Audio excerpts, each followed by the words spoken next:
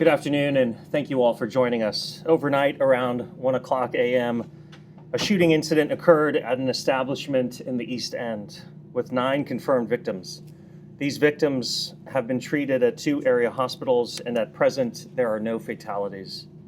You will hear in a moment from City Manager Cheryl Long and Interim Chief Adam Henney to discuss the current status of the investigation. Before they come up to speak, I'd like to emphasize a couple of things. First and foremost, our law enforcement and our first responders are heroes.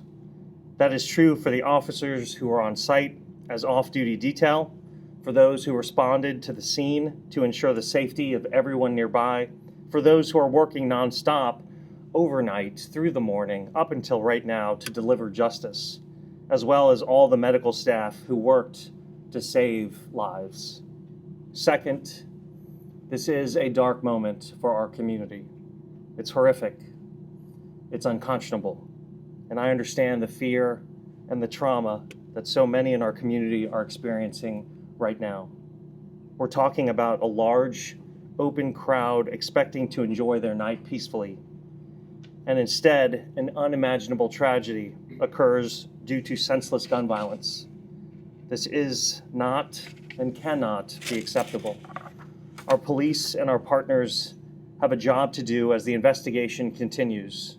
They and our city leaders understand the responsibility that we have to do everything it takes to ensure that there is justice, to be present in the community, and to make sure the resources and tactics are there to protect our residents. And we are also committed to providing updates to all of you as we get more information. Our entire city's hearts and focus are with the victims and their loved ones during their recovery. This is a challenging day for our community, a challenging day for the region. But together we will continue to fight for public safety and continue to hold these violent aggressors accountable. I'll now bring up City Manager Cheryl Long.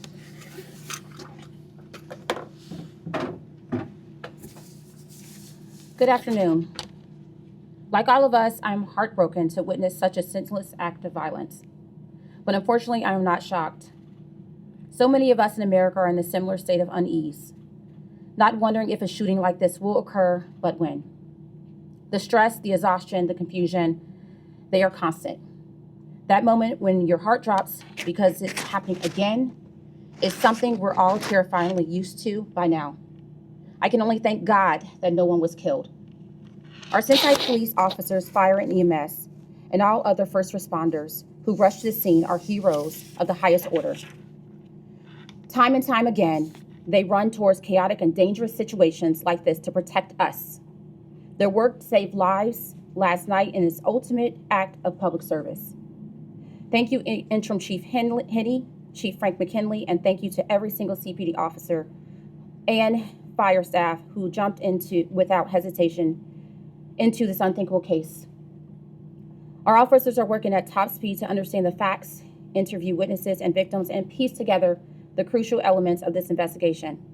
When that work is complete, they will move just as quickly to bring any and all perpetrators to justice. That is what CPD does. They do it no matter the circumstance. They do it using every innovative and problem-solving resource at their disposal. And they do it with the full support of me and the city administration. Unfortunately, right now, they are doing it on very little sleep, and I'm very grateful for them. We are very limited on confirmed information right now, but one thing is absolutely clear. There is no need for a deadly firearm to be crowded into a music venue late at night. I want to reiterate what I've said time and time again. If you have a gun, your top priority needs to be responsible ownership. Anything less is actively putting our entire community in danger. A responsible gun owner would be as appalled as we are to hear of last night's brazen violence. A responsible gun owner understands that deadly weapons have no place in large crowds and at entertainment venues. A responsible gun owner looks at a situation like this and is as furious as we are, because word gets around. People know who is dangerous. People know who has a gun and shouldn't. Responsible gun owners are not running to circles that would fire in a crowd of people. If you own a gun, we need this responsible gun owner to be you. If you cannot comply with these simple rules, you are complicit in the violence, period. When firearms get into the wrong hands and when gun owners are lax with protocols that stand between us and deadly chaos, that's when the unthinkable happens. There is no excuse. Guns are gasoline to the flames of violence. They amplify the destruction and overrule any sense of resolution. Gun owners are responsible for keeping their dangerous weapons far away from people and venues where they have no place. Please help us prevent more senseless violence. Stand with us and say that this careless treatment of human life is not acceptable in our city. Never has been, never will be. Join us to protect our neighbors, our families, and our fellow Cincinnatians. I also want to remind everyone, the city invests in helping families and individuals navigate gun violence. Like the incredible work of CPD's Victim Assistance Liaison Unit, led by Karen Runze. Karen and her team are the ones who step up and help when everything feels like it's falling apart. They help victims and families and their communities make sense of violent acts, as well as other crucial support for often difficult day-to-day procedures that victims never anticipate needing to deal with. I am also grateful to the Hope and Shield Network at UC Health and Cincinnati Children's, which activates to provide victims of gun violence who are admitted to the hospital connections to social services and wraparound care as a standard component of treatment. Between the incredible work of CPD and the network we've built to respond to violence, I am confident that we will see justice swiftly served in this case. At the same time, the resources we have are made even stronger by the support of people who know something we don't. If you have information about this crime, if something about this is sounding an alarm about someone you know, please do the responsible thing and talk to the police. We cannot be safe if we protect the people who harm us. Again, I thank God that no one was killed in last night's shooting, and I'm eternally grateful to the first responders who put their lives on the line to protect our city. Thank you. And now we will have Interim Chief Henney.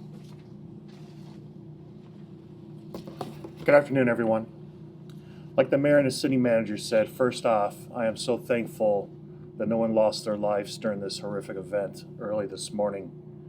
This is a tragedy that is going to be investigated to our fullest abilities, and I'm very confident we're going to find those who are responsible and bring them to justice.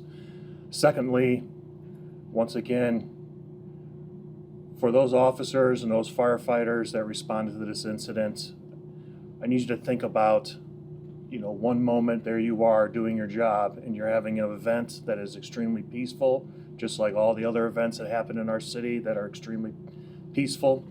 And then in a blink of an eye, we're having something at this level, a critical incident at this level that you have to immediately respond to and fall back on your training.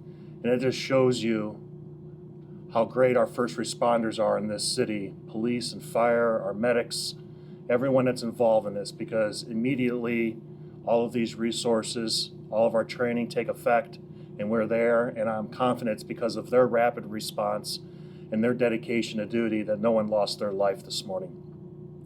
And finally, before I get into some of the specifics of what occurred, please understand, like the mayor and the city manager said, this is a very complex investigation. I need to ensure that I keep the integrity of this investigation in order to make sure that we bring these individuals in custody and hold them accountable. So I'm going to be very limited, extremely limited, in the questions I'm going to be able to answer today. But as you're aware, around 1 a.m., shots ran out inside of 4343 Kellogg Avenue. I believe it's Riverview Live nightclub. There was about 500-600 individuals there. Everything was peaceful at that moment. Leading up to that, we had detail officers that were working the parking lot and the perimeter like we normally do for any type of liquor establishment. Once those shots were fired, immediate resources throughout the city were brought in. Resources that weren't even working were brought in. Typically, shootings are investigated at the district level, but due to the complexity of this investigation, the size of the crime scene inside, the amount of victims, we ordered that our criminal investigation section come in with their criminalists to process this crime scene and conduct the interviews. We currently have nine victims who have non-life-threatening injuries. We are still processing the scene. We are still interviewing the victims. We are still interviewing witnesses. And like I stated earlier before, we are going to bring whatever resources we can in, whatever we need to do to find out who or persons were responsible for this incident. I really do not have any more that I can provide you at this time, but I'd be more than happy to field questions. Can you tell us any sort of a suspect that you are looking for or suspects? I cannot at this time, ma'am. Have you recovered any weapons? I cannot give any of that information out about the investigation. Are there any history of incidents like this at that venue or anything close to it? No, there is not. What were the individuals in custody? So that's to say there were 2 gunmen in this incident? I never said if there was one or more. We are investigating that. What were the security measures inside? I mean, we're talking about metal detectors. I mean, for something like this to happen, for a gun to get inside in the first place. This is still part of all of what we are investigating because we need to find out how many, whatever amount of guns that were brought into this place. So that is still something that we are investigating, but I can't release that either at this time. Chief, do you know what kind of weapon, what kind of firearm was used? I cannot release that at this time, sir. There's been multiple high-profile shootings lately. Privy, as an instance, 7 people were shot in November. Then Spotlight Lounge, now you have another high-profile shooting. Is there anything that's connected with these bystanders getting hurt in these incidents, or anything that's leading to this situation happening? What I can tell you is I am very proud of how our officers respond to these situations and how we investigate these incidences, and we're going to continue to provide all the resources that the city manager and mayor provides the police department to hold these people accountable. Piggybacking on that question, this might be a question for the mayor, but yeah, like you had incidents at Club Privé, 7 people shot in 3 weeks back in like November. We've had several high-profile incidents. I know Chief DG was put on investigation for following some of that, and now you have one of the largest mass shooting incidents, according to Councilwoman Owens in her statement today, in Cincinnati's history. So, what is your plan to reduce violence and crime? Is that a question you wanted to answer? You want me to, sir? I'm happy to take it. The high-profile incidents that you mentioned are absolutely tragic and must be stopped. The through line between a lot of those instances that you're talking about, and we'll leave this most recent shooting aside because, again, it's being investigated and I can't comment on the specifics, but the through line for those previous shootings were people getting into an argument, having ready access to guns, and then shooting indiscriminately. So you ask what, if anything, can be done about it. Well, we can continue to have off-duty details at these establishments, as we have both this establishment from the shooting this morning and also in the previous. We can continue to do high visibility. We can continue to partner with the Highway Patrol to crack down on illegal guns, as well as our partnerships with DOJ, ATF, and FBI.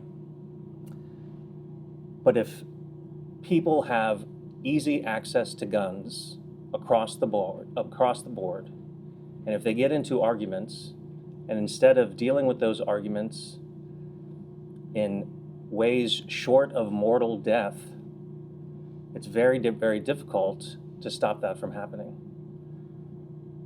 This brings up the real conversation around whether or not it is too easy to get a gun in our community, whether or not our laws make it so easy to get a gun in our community that a lot of people have guns, coupled with the fact that they refuse to deal with disagreements peacefully, to the extent that they not only refuse to deal with disagreements peacefully, but they immediately run to mortal danger. As you can imagine, our law enforcement leaders, our city leaders are very, very focused on what we can do to prevent people from getting access to guns, holding people accountable who engage in this kind of violence, but it is a very challenging issue to solve. For the people that were shot, are any of them being looked at as suspects at all? Once again, as I stated before, I cannot release any more information about the investigation. And just to get clarity on just one more thing, UC Health said that they had one person in critical condition. I believe you said 9 people were facing non-life-threatening injuries. Just want to make sure that we have clarification on. Yeah, they are in stable. Everyone's in stable condition. Thank you. Chief, I have a quick question. Thank you.